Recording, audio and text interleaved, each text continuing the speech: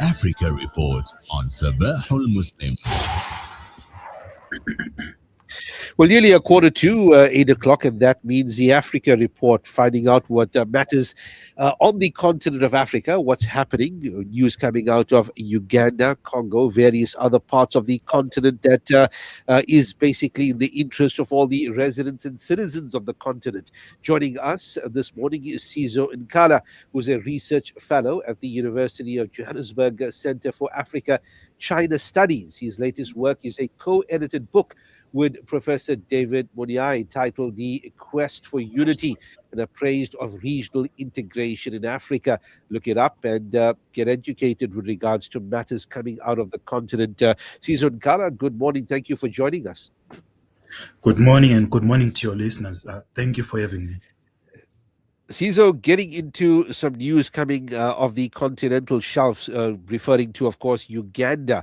Ugandan general elections taking place on January the 15th. And whilst, elections in Uganda tend to be, not as violent as we've seen in other countries, there is still concerns that you've still got a one party man, you've got an aging leader, you've got suppression of the opposition, as we've seen in the case of Bobby Wine's journey in politics over the years. How are we going to see this elections play out, in your opinion, Sizo? Yes, thank you. So Uganda will hold our presidential elections on Thursday, our presidential and parliamentary elections. So the main candidates, the main presidential candidates, as you pointed out, is the sitting president, Yoweri Museveni, of the National Resistance Movement, and Bobby Wine of the National Platform Party, which is the main opposition party in that country. So it will be the second time these two candidates and parties are squaring up for Uganda's most powerful office after the controversial 2021 elections, which saw President Museveni win 58% of the vote and Bobby Wine secure 35% of the vote. But the outcome was disputed by the opposition parties. So Museveni has been in power for 40 years now. He came in power through a rebellion in 1986. So after some constitutional amendments over the years, removing age limits, removing two-term limits, he has been in power for 40 years now and seeks to extend his rule by 5 more years. So his grip on the state institutions and the tight control that he has on the National Resistance Movement party machinery makes it a foregone conclusion, in my view, that he will secure another term in power. So, as you correctly pointed out, over the years, Museveni has relied on the security forces to intimidate and harass opposition leaders and supporters. Bobby Wine, on the other hand, enjoys significant support from Uganda's young people, especially in the urban area. In the urban areas. Sorry, but his reach in the rural areas is limited because his party is often blocked from campaigning in the rural areas. Under these conditions, I think this election is likely to be a repeat of the 2021 elections, and President Museveni is almost assured of another victory. However, beyond the elections, the ruling National Resistance Movement has to address the question of Museveni's successor. He is 81 years old this year. He will be 86 by the next presidential elections. So I think finding his successor will dominate Ugandan politics in the next few years. But overall, I think this is another set of elections without democracy, as we have seen in across Africa. Museveni is almost assured to win. The opposition party leaders and supporters have been harassed and intimidated, some jailed and tortured. So It's another sad story for democracy in Africa, really. See, so moving on to our country, I mean, BRICS countries holding military drills in South Africa. And when we say BRICS, of course, we're referring to China, Russia, and BRICS supporters as well. And I'm sure this is attracting some attention to BRICS opposition countries and blocs like the United States, once again, that South Africa is participating or even hosting these type of military drills. Low-key military drills there are, but nonetheless, you have you have armies here and co-practicing with the South African Defence Force. Surely that raises or attracts some attention from a global perspective. Yes, it is attracting attention. So the BRICS plus countries, not all of them, but namely South Africa, China, Iran, Russia, and the United Arab Emirates, are conducting naval exercises in South Africa, Simon's Town, where the Indian and Atlantic Oceans meet. So the joint exercises will include drills on rescue and maritime strike operations and technical exchanges.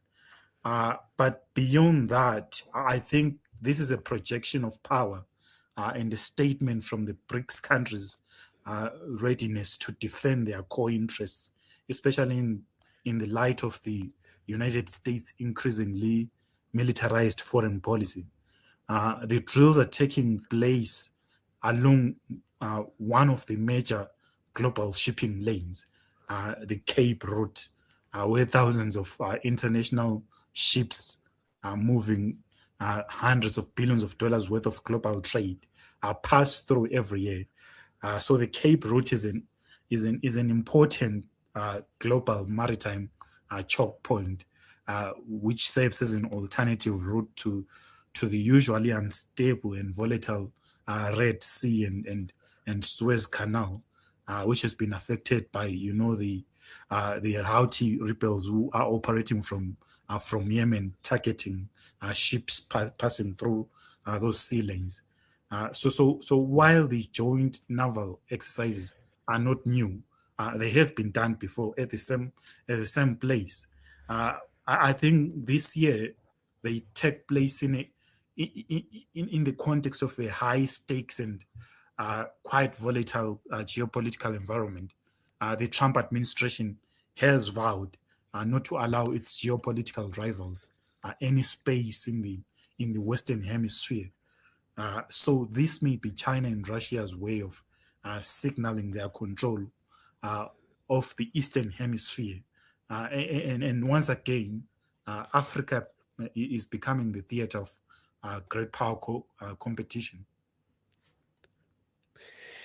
Moving our attention to Sudan, Cizo, that you've got developments in the Sudanese conflict, the Sudanese civil war between the RSF and the Sudanese military. I mean, this is one conflict that the world needs to address come 2026. It's overdue for for it being addressed and for it being stopped, primarily, if not so from a political point of view, but certainly from a humanitarian perspective, and the impact that it has caused on Sudan. That's a major African player. I mean, it has always been from the 60s and 70s. Sudan has been, the freedom struggles, one of the freedom struggles' greatest allies on the continent itself.